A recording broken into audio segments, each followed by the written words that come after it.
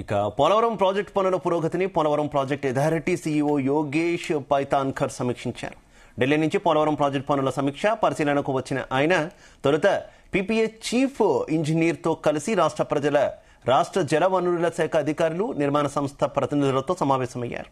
గత నెల చివరి వారంలో 4 రోజుల పాటు విదేశీ నిపుణుల బృందం పోలవరంలో పర్యటించింది. ప్రాజెక్టు పనుల పురోగతిని పరిశీలించింది, పలు సూచనలు, సలహాలు చేసింది.